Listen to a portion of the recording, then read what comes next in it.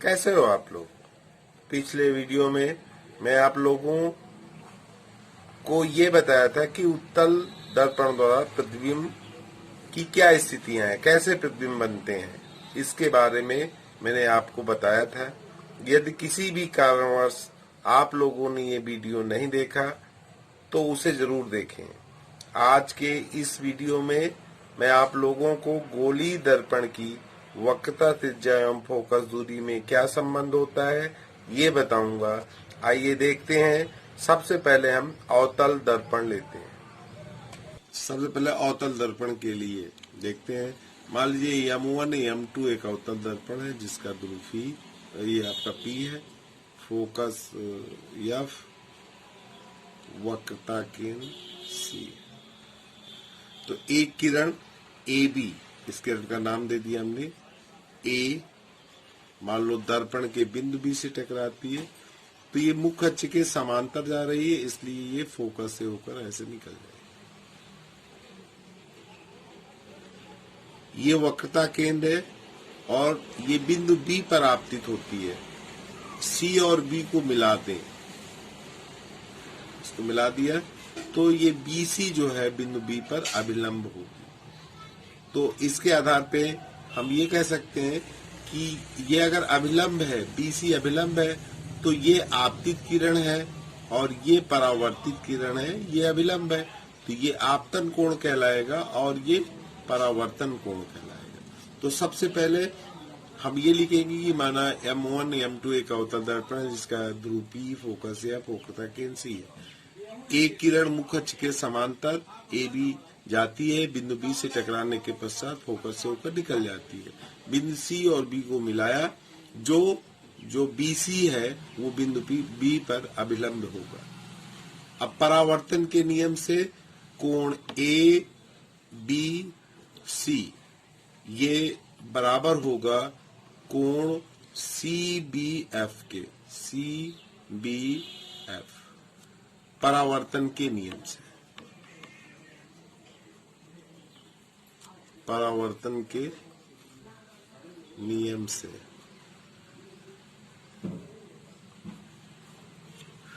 ये कोण और ये कोण, और इसके बाद जो है कोण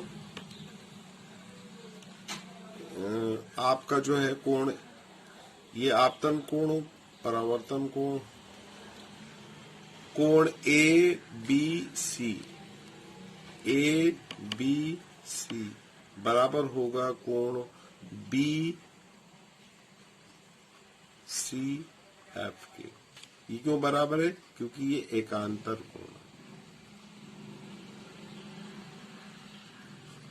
अब किसी भी त्रिभुज में मान लीजिए त्रिभुज BCF है, तो अगर इसमें ये कोण और ये कोण आपस में बराबर है तो इनके सामने की भुजा भी बराबर होगी। हम ये लिख सकते हैं, यहाँ लिख दें, अतः भुजा, अब इस कोण के सामने की भुजा BF है बराबर भुजा, और इस कोण की सामने की भुजा CF है, ये दोनों बराबर होंगे। डाल दो समीकरण नंबर 1।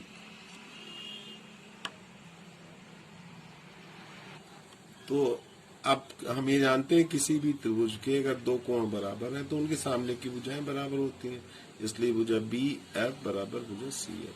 ये हो गया। यदि दर्पण का द्वारक छोटा हो, अत्यंत छोटा हो, यदि दर्पण का द्वारक छोटा हो, द्वारक अत्यंत छोटा हो, अत्यंत छोटा हो, तो क्या होगा? तो जब ये छोटा हो जाएगा तो बिंदु B, बिंदु P के निकट होगा, P के निकट होगा। इसका मतलब अगर इसको द्वारक का मतलब ये चीज अगर छोटा करते जाए तो ये बिंदु जो B है वो नीचे खिसकता आएगा और लगभग P, अगर बहुत छोटा होगा तो P के समीप या P पर बनेगा, ऐसा मान लेते हैं। तो इस कंडीशन में होगा क्या वो देख लेते हैं। तो अब हमारा हो जाएगा बी एफ बराबर हो जाएगा पी एफ के। ये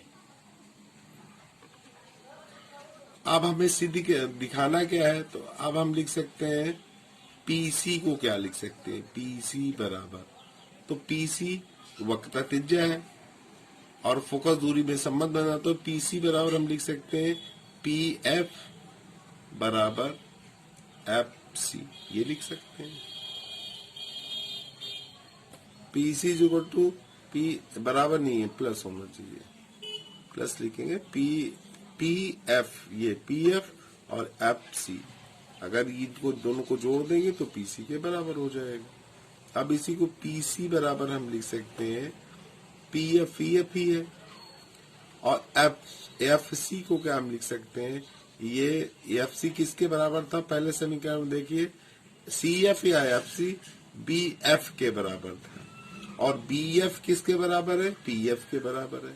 तो इसको हम लिख सकते हैं एफ सी की जगह भी पी एफ लिख सकते हैं, इस तरह यहां लिख सकते हैं समीकरण।